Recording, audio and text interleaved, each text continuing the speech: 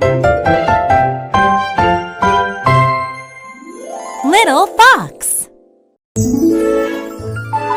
Anne of Green Gables, Chapter 9, Anne to the Rescue.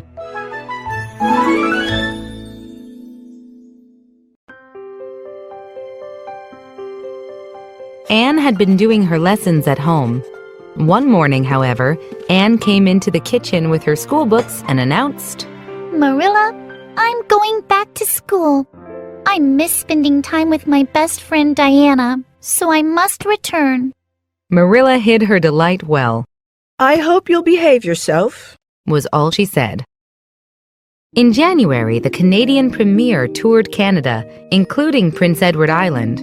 Most of Avonlea supported the Premier's politics, and many people, including Marilla and Mrs. Lynde, went to hear him speak in Charlottetown. They planned to return to Green Gables the next day, so Anne and Matthew had the cheerful, warm kitchen of Green Gables to themselves. "Matthew, did you ever study geometry?" asked Anne. "Well, no, I didn't," Matthew said. "I wish you had," Anne said. "because then you could sympathize. I'm terrible at it." Suddenly, the kitchen door flung open, and Diana Barry ran in. "What's the matter, Diana?" cried Anne. "Has your mother changed her mind? Can we be friends again?" "Oh, Anne, come quickly," Diana urged her. "My little sister, Minnie May, is awfully sick. She's got croup. Father and Mother are in town at the Premier's meeting, and there's nobody to get the doctor. The babysitter doesn't know what to do, and I'm so scared." Matthew reached for his cap and went outside to get the horse. "Matthew will ride to Carmody for the doctor," said Anne. She quickly put on her coat. "Don't cry, Diana," she went on cheerfully. "I know exactly what to do for croup. Mrs. Hammond had twins 3 times, which gave me lots of experience because they all had croup regularly. I'll get the Ipecac bottle in case you don't have any. Come on." The 2 girls hurried to the Barrys' house through the fields, for the snow was too deep to go the shorter way.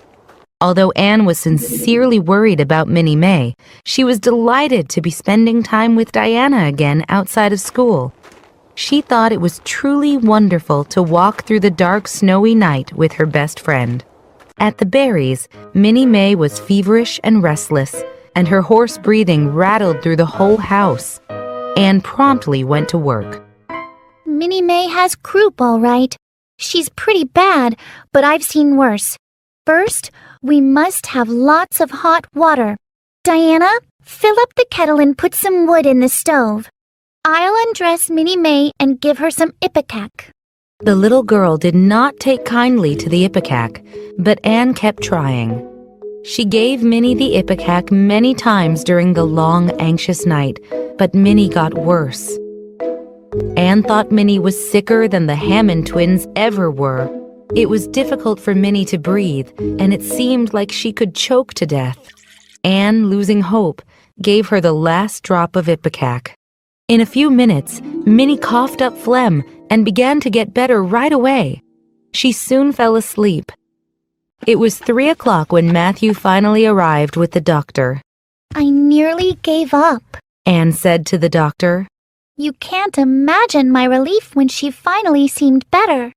The doctor nodded and went to check on Minnie. Anne was exhausted from no sleep, and she went home with Matthew. In the morning, Mr. and Mrs. Barry came home.